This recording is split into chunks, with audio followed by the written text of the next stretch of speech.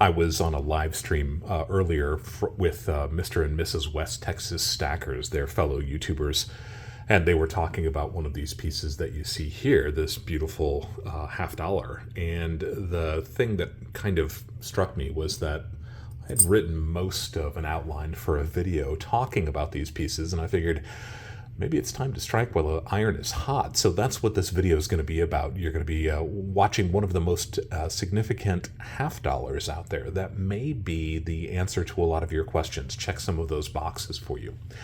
If you are new to the channel, my name is Dub C. I want to thank you for being with me here today. If you are one of my returning subscribers, thank you guys as always for being with me. It's great that there are so many folks that are interested to hear what I have to say. And if you are coming to this channel, maybe for the third or fourth or fifth time, and you haven't subscribed, I'd like to encourage you to go ahead and click on that subscription button. It doesn't cost anything to become a subscriber. It's just a way of showing support for the channel. And I like to begin my videos where I can, with a simple disclaimer. That is, I'm not a financial advisor. I'm not trying to offer any kind of financial advice. I'm simply trying to share some of my experience having bought and sold precious metals and rare coins for the last 30 or 40 years.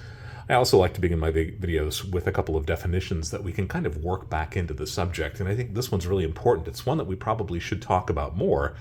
We never seem to get around to it, and that is the idea of clad, C-L-A-D. What does that mean? Up until 1964, and through 1964, our silver dollars, we stopped making them technically in 1935, but our dimes, our quarters, and our half dollars were made out of a 90% silver alloy. This is the silver standard that we used in this country for the better part of 175 years. And it's 90% silver, 10% copper. That alloy is what our coins were made out of. They rolled the metal into great big sheets, and then they stamped small discs out of them. We call those planchets. And from that, the coins were struck, individual coins being struck on these planchets. But starting in the early 1960s, and really probably a little bit before that, we started to come to the realization that the face value on our coins was going to be eclipsed very shortly by the silver content contained within them.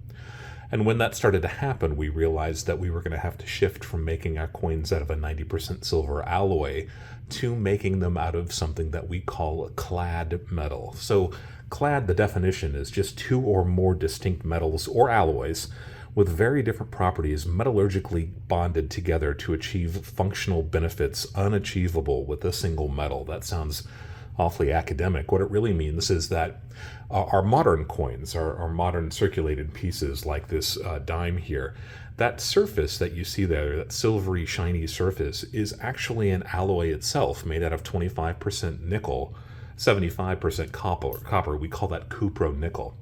And that alloy is bonded to a core of pure copper. So we've got two very thin layers of this cupronickel bonded to a core of pure copper. That is what our clad coins are made out of. Starting in 1965, we made 40% silver half dollars for a few years after that. But really, when we're talking about modern pieces, modern circulating pieces, we're talking about clad. We're talking about those coins that have no silver in them at all. It's just nickel and copper. So that's the definition of clad, and we'll see that come back into this picture a little bit later. What I wanted to discuss with you is the idea of stacking silver half dollars. Now, this is not something new, right? If you were fortunate enough to be stacking going back a couple of decades like I was on the hunt for uncirculated rolls of Franklin half dollars and even uncirculated rolls of 1964 Kennedy half dollars. The 64s are unique in the Kennedy series. They are the only 90% silver circulating issue of the Kennedy half dollar. And while we knew that silver was going to be pulled from coinage, these pieces were pulled and set aside by stackers of all shapes and sizes. And the result is that you don't often find 1964 Kennedy half dollars that are very well worn. Most of them tend to be in that about uncirculated range on the Sheldon grading scale of 1 to 70. That would be somewhere north of 50, but probably not 60. That would be uncirculated.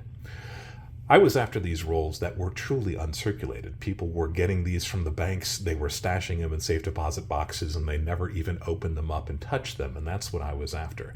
And if you're looking at these and you've been stacking for a shorter period of time, you might be looking at these and your mouth might be watering, thinking, why wasn't I buying silver when these were a possibility? When I was stacking up on this stuff in the early 1990s in particular, I was offered lots of Walking Liberty half dollars also, most of those in the extremely fine range, somewhere around 40 on that Sheldon scale, and I got a fair number of rolls of those too. But something about having these uncirculated rolls of 90% silver half dollars seemed really, really attractive to me. One of the main reasons is while their numismatic potential might not be quite as strong as on those Walking Liberty half dollars, there are not very many people who collect 1964 Kennedys. It's a one-year series, and we made hundreds of millions of those coins. But the Walking Liberty half dollars probably a little bit less good condition. The Franklin half dollars have always been kind of seen as a sleeper series. People just didn't really seem to take them very seriously. So those were kind of the things that I picked up on a regular basis. And if you're not interested in having uncirculated rolls of Kennedys, or maybe you can't find them, or the premiums, that's the amount that you have to pay over and above their silver value, can be quite exorbitant right now. Even the 1964 Kennedys, where so many of those were saved without actually going into circulation, so the numbers of those that are in uncirculated condition continues to be quite high, even now, 50, 60 years after. There is one other series that we're going to talk about here that has maybe the same potential and is kind of flying under the radar for a lot of folks. Silver half dollars. Obviously, you've got the circulating examples here, but we really want to kind of focus on the commemorative silver half dollars of the United States. And this is where we kind of bridge that gap between coin collecting and precious metal stacking. So there's a little bit in this for everybody, but I'm really kind of focusing a little bit more on the stackers in this video. The beginnings of the commemorative half dollar actually goes all the way back to the 1890s. This was the 1892-1893 Columbian Exhibition in Chicago. This is the 400th anniversary of Christopher Columbus sailing the ocean blue. At least that was the excuse that they used for this enormous World's Fair that went on in Chicago. But at that World's Fair, they actually made the first American commemorative half dollar. They also made a quarter, too. We don't see that quite as often. It certainly doesn't take a very big place in my stack. That's the Isabella quarter. But the Christopher Columbus half dollar is actually kind of an interesting piece. A two-year type, 1892-1893, the front, or the obverse, actually designed by Charles Barber of the Barber coinage, and the reverse of this piece actually designed by George T. Morgan of the Morgan dollar. So this is a piece that is richly steeped in American numismatics. And it was kind of a novel thing, and this was an affordable keepsake, right? This was a souvenir. 50 cents was still a fair amount of money back then, but the nice thing about these pieces when they were sold and offered to the public is that you still were protected by the face value, right? Push came to shove, even if you paid 75 cents or $1 or $2 for something like this, you could still sell it, use it, spend it, right? It was still money. And it was still 90% silver. In fact, these are the exact same alloy, the exact same 90%, the same size and weight as our circulating half dollars of the period. So in some ways, this was kind of the ideal souvenir. And I think the powers that be thought this was going to be a great money-making scheme because of it. But the truth of the matter is that we made 2.5 million of these. That was a pretty big mintage, and I think the demand for these was quickly supplanted by the number that were made. There just wasn't that big of a demand for it, and ultimately, a lot of these pieces either wound up being melted down by the United States Mint or even just put into circulation as a 50-cent piece. And the result from that is that you can often find these pieces that have been circulated, at least a little bit. I like to think that the 1930s and the Depression rolled around and you needed money to put bread on the table. Looking at Grandpa's Columbian Exhibition 50-cent piece up on the shelf maybe wasn't quite so important as buying bread for the week. So I think a lot of these circulated at least a little bit in the early 20th century. And because of that, there is an abundance of these that can be found in a circulated condition that honestly don't have a very high premium. 2.5 million is a pretty big mintage. There's quite a few of these left. And these pieces that you see here are pieces that I have picked up over maybe the last 10 or 12 years. If I'm in a shop, if I'm buying a group of other things and there's one of those in there, as long as I'm not paying too high of a premium on these, I've just gone ahead and picked them up, and I'm kind of slowly working my way into a full roll of these. I think that would be kind of a neat thing. It's certainly not number one on my radar when it comes to stacking, but I know that they're there. I know that they're interesting. They are well over 125 years old now, so these are really kind of a neat thing. And if you stack half dollars and you are tired of average circulated Kennedy half dollars, or even average circulated Walking Liberty half dollars, and when it comes to things like Barber half dollars, my Barber halves always seem to be really well circulated when I pick them up.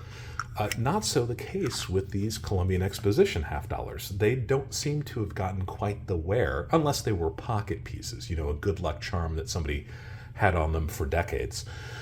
I think because they were kind of appreciated as being something a little bit different, they really didn't see very much circulation. Maybe those clerks who could afford to pulled them out of the till a little bit earlier than they would have for just a regular Barber half, or a little bit later a Walking Liberty half dollar. So keep your eyes out from those. I think that that's a neat way to have something that's a little bit historic, maybe a little bit better condition than some of the other regular circulating half dollars that you might find. And if you can build a roll over a period of time like I'm trying to do here, that's kind of a neat thing. 90% silver, 12.5 grams of silver. Actual weight is 0.3617 of a troy ounce. So while I'm filming this today, that's about $11.75 a piece. That's not bad. As silver has continued to increase in price, I think that these kind of a little bit unusual ways to stack silver might become more popular. If you're one of those folks who determined that a better quality, but maybe not collectible quality Morgan dollar or piece dollar, you've seen those premiums have really gone up. If you can get something like these without paying too much of a premium, it's a little bit more affordable because it's half the amount of silver, but those premiums can also be a little bit less too. And I think with the front by Barber and the reverse by Morgan, you've got nothing to lose, right? You're still getting that history. You're still getting those really well-named known names in the numismatic and collecting field. We'll touch on those a little bit later too. So those were the ones that really started off, and I think they kind of kicked around for a few years, maybe a decade or so after the Columbian Exposition, without really putting too much effort into it. The U.S. Mint was pursuing them, but maybe not quite on a really heavy basis. And then those really started to kick up again in the 1920s and even into the 1930s. 1936 in particular seems to be a really hot year, somewhere in the middle of the 1930s. Lots of these designs were really beautiful. So we were churning out these half dollars, these commemorative half dollars, at the drop of a hat. Any kind of estate's sesquicentennial or tercentennial, or some important dignitary, or the creation of a new Capitol building, or whatever it was. They would apply to the mint to have these pieces made for them, with the idea that they would charge, maybe $1 or $2 a piece for them, and they would make a little bit of money off of these. It never really seemed to work that way. But some of the pieces are really, really beautiful. I'll show you some examples here. We're looking at pieces that go back to the 1920s and 1930s. Connecticut tercentenary. Tercentenary is probably my favorite. Easy for me to say right. There is a really beautiful California Diamond Anniversary. You're taking a look at that here. This one, the Oregon Trail, I think is a really beautiful one. Lots of these have almost kind of a southwestern feel to them. A lot of Texas stackers out there. In fact, we mentioned Mr. and Mrs. West Texas Stacker at the beginning of this video. The Texas Independence half dollar favorite. I know a lot of folks really like this design and style. I think it's really neat. So there are lots of beautiful examples of what we call the classic period of commemorative half dollars. And then we kind of slowly ground to a stop around the early 1950s. We'll get there in a second too. If these are things that you want to collect, this classic period of commemorative half dollars, just a few tips. These pieces have come and gone in terms of being really hot in demand.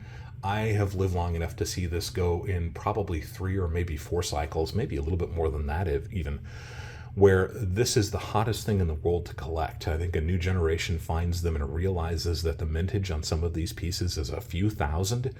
And you can find these pieces in amazing, phenomenal condition for a coin that's 100 years old.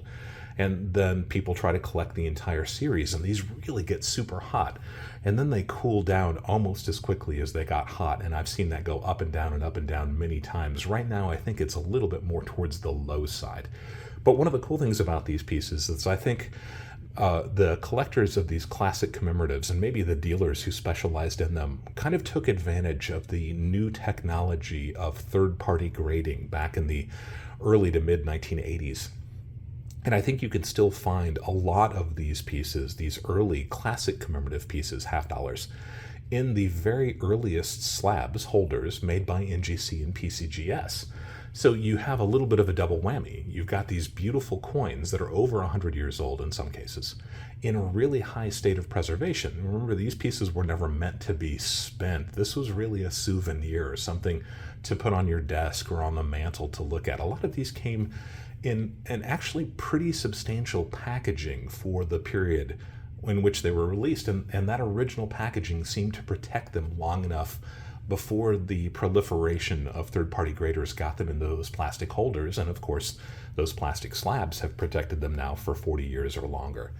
So you see a lot of these in a really nice, high-quality state of preservation in these early slabs, and I think that adds a lot to it. So if this is something you want to pursue from a collecting standpoint, that would be my recommendation.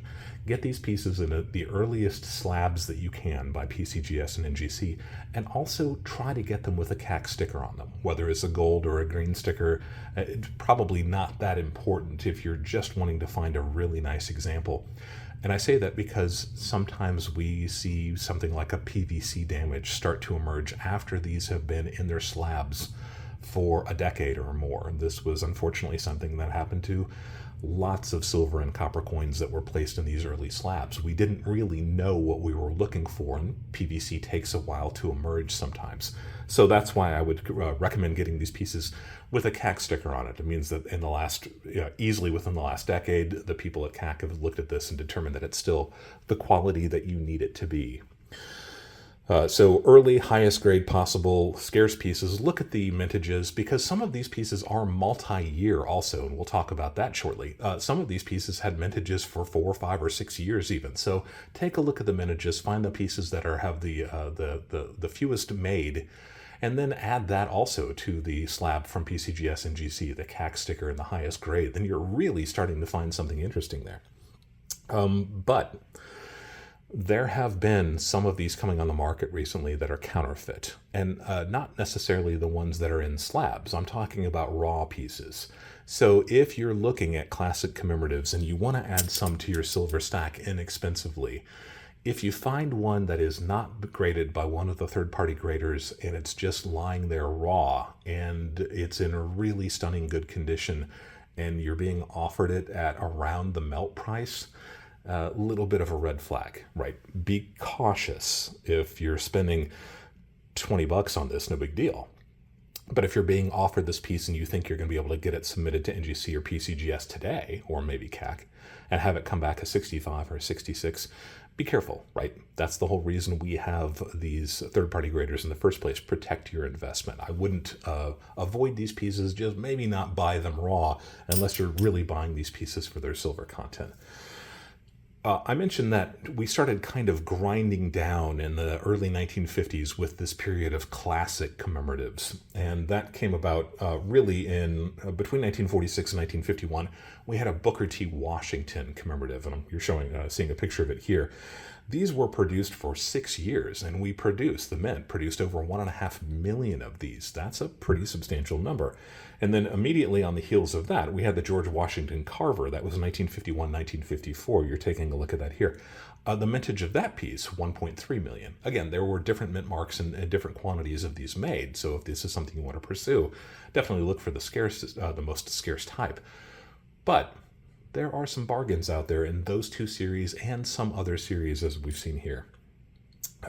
If the series were grinding down in the 1950s, right? We were getting away from it. By 1955, we had really kind of shelved the idea of a commemorative half dollar.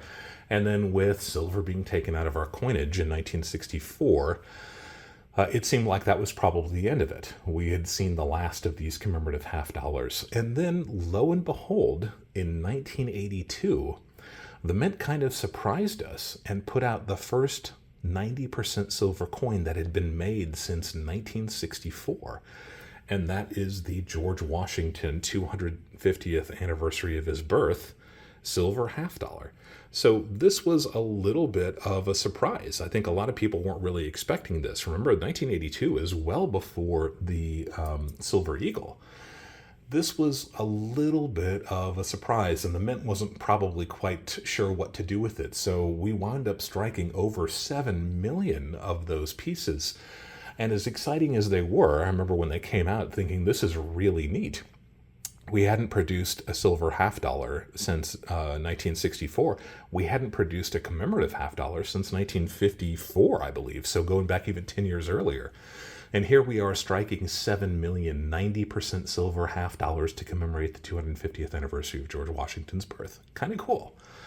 But again, the supply was probably a lot greater than demand, and these were issued. You can see here, this is, and my camera's going to have fit with this probably, but here is the uncirculated version, and it's a stunning piece. I think it's just a really beautiful, there's a rendition of Washington on his horse, but that's the proof, and you can tell the difference. Remember that proof is not a condition, proof is a manufacturing process, and boy, can you tell the difference between these two pieces. They look nothing alike, right?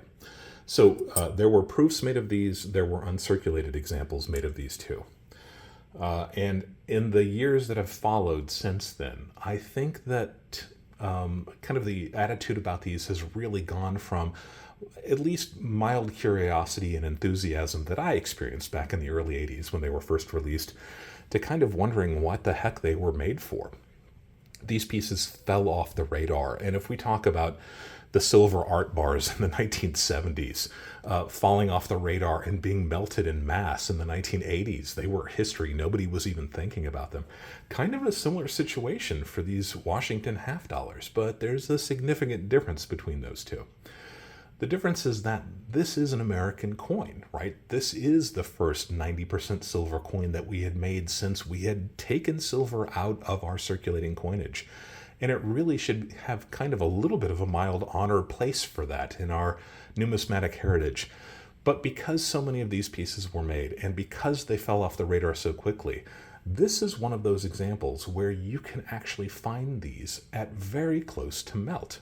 Now, if we're looking at the mintage of these pieces, and this is a red book, you're seeing that this is the non-proof, or the uncirculated version, 2,210,000. The proof, we actually made more than twice the number, right? That's 4.894 million, and that's the proof. So if these are something that you want to pursue, the neat thing about these is that everybody who is looking at this roll of Kennedy half dollars, or Franklin half dollars rather, or the Kennedys from 1964, and wishing that they could have been there, and wishing that they could buy those for the tiny premiums that I was able to pick them up for in the 1980s, 1990s, even 2000s, early 2000s. This may be the answer to that question. This may be the thing that checks those boxes for you. Like I said, the mintage of the uncirculated, about half as many of the proof, but the proof is still not huge. If you look at the mintages of the Franklin half dollar series, mintage of a combined 4, 5, 6 million is probably pretty close to average, right? You'll have some that are a lot more scarce than that, some that we put out a lot more than that. If you're talking about the Kennedys, remember it was only the 1964 that is 90% silver. And we made hundreds of millions of those Kennedy half dollars in 1964. I think we might have actually drifted into 1965, continuing to churn them out with that 1964 date. Check me on that. I could be imagining that. But the point is, and no, please don't go looking for those 1965 90% Kennedys. That's not what I'm saying. They had a 64 date on them. The point is that as with the very late 1950, early 1960s, let's put it that way, the early 1960s Franklins and the 1964 Kennedys, these really didn't circulate that much, just like these Washington half dollars. They were a commemorative piece. They didn't circulate very much, and because of that, they can be found in a very high state of preservation. There is no reason in the world that a 1982 90% silver half dollar should ever have been spent. So if you like the benefit of the 64 Kennedys, even though they were made in enormous numbers, because they didn't circulate, and theoretically, that means the amount of silver that they continue to contain to this date, right? They didn't get into circulation and wear down any, like our super slick barber half dollars. These pieces contain the entire amount of silver that they were ever made with. They never circulated, and because of that, that silver retention is going to be as high as the uncirculated 1964 Kennedys. But the mintage is a fraction of the 64 Kennedys. So if you feel like you've been priced out of some of these series, or you wish that you could have been there back in the day to buy these when there was very, very little premium on them, these 1982s might be the answer to that question. I think that they've got some merit and something that probably should be explored. If you want to buy these, remember to look. I mentioned the George Washington Carver and the what's the early piece that we talked about? The Booker T. Washington. You can find those series also in a pretty high state of preservation, so don't discount those. But I wouldn't pay necessarily a high premium for them. I would treat them like a roll of Franklins or a roll of 64 Kennedys as long as they were uncirculated. Maybe go for about uncirculated for those earlier series just because they have some interest. But they are another series where we made a substantial number of them that you may still be able to pick up, and they may come to you at a price that's equivalent to a Franklin half. That to me sounds like it's a pretty good trade-off. I would probably explore that option also. But like I said, the nice thing about the Washington pieces, you've got a proof, you've got an uncirculated. None of them should ever have circulated. In fact, if you're looking at the proof examples, even though the Red Book just showed us that they made quite a few more proofs than they did of the uncirculated, don't go for an impaired proof. Impaired proof just means a proof that's been mishandled. Sometimes a piece that got into circulation accidentally, or something that got knocked around in your dealer's silver bulk bin. Go for something that's a little bit nicer. If you're going to go for the proof, probably look for the original government packaging. If you're going to go for the uncirculated, same thing, right? If you can get them in that original packaging, which all of these came in, I believe most of them were in a small cardboard box. Get them like that, and then pop them out and put them in a tube. You want to get the highest quality pieces that you possibly can without paying much of a premium. And if you're able to pick these up, because the amount of silver in them is already smaller than a silver dollar, right? Half as much, and the premiums should be a fraction as much. But the mintages on these are much, much smaller than the 64 Kennedys and the equivalent of a Franklin. That to me sounds like this might be that opportunity to pick up these pieces that you might have missed the opportunity on 10, 15, 20 years ago. Interesting to think about. One thing I did want to warn you about is we're looking here at one of the commemorative sets. In fact, this is the 1993 Bill of Rights set, I believe. And these came with 3 coins. Often these sets came just by the gold piece itself, sometimes just the silver dollar and the gold piece. The silver dollar, and I've talked about these as being a potential thing to collect also if the Morgans and peace dollars are getting to be too expensive. I'll put a link to one of those videos down below. These made with much, much smaller mintages, also made out of 90% silver. The same specifications as our classic coinage. These are the same silver weight, silver purity, size, and everything else as those classic Morgan and peace dollars. But also often the mintage is quite small and the condition is going to be in great shape because these also never circulated. So this is the silver dollar, this is the $5 gold piece, and this is the equivalent of our classic pre-1933 $5 gold pieces, the exact same weight, same purity, and everything else, 90% pure gold. But the half dollar on these sets and the half dollars that were made after 1982 are clad. So be very careful if you've decided that you want to look at maybe buying these commemorative silver half dollars as an affordable way to stack something at a much more affordable price with a low premium that has some history and numismatic potential. Only the 82 Washingtons.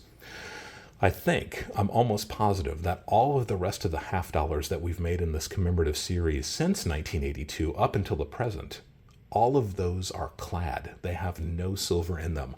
So avoid the rest of those. Just look for the 1982 Washingtons. And if you're thinking, well, there's no way I'm going to remember that. If it comes time for me to sell, how am I going to be able to prove to my buyer that these are the ones that are silver? Remember the 1964 Kennedys, right? That was the only year that we made a 90% Kennedy. So it really should be kind of the same thing, the same placeholder in your mind and your buyer's eventual mind if the time ever comes to sell these pieces. The 1982 Washington 250th anniversary commemorative $50. It's an anomaly. It's the only one that we did that we've made out of silver, the silver commemorative $50. It's a relatively small mintage. They never really seem to catch on, so you can find them very affordable. The first 90% silver coin that we had made since 1964, the first commemorative $50 that we had made since 1954, somewhere in that area. So this is really kind of a unique animal, and it's got a lot of merit and a lot of attributes, and I think it's one of those things that we just overlook when maybe if you focus on it a little bit, it's got some really neat attributes that could check some boxes for you. If you've got any questions about any of the things that we talked about here today, by all means, leave a question down below. As you know, I'm fond of saying if you've got a question, there's a good chance that somebody else has that same question. Let's see if we can answer it for everybody. If you have not yet subscribed to the channel, this is your opportunity. Go ahead and click on the subscription and notification button. Give the video an upvote. I would appreciate that too. Let's see if we can build this community. Lots of folks who are watching the videos but are not yet subscribed, and it doesn't cost anything to subscribe. It just shows support for the channel. If you have suggestions of other videos or even video series that you'd like to see me make, leave that comment down below, and if I take you up on it, I'll give you a big shout out. Always be learning, and as always, thank you for allowing me to be a part of your journey as we go deeper into the world of coins and physical precious metals.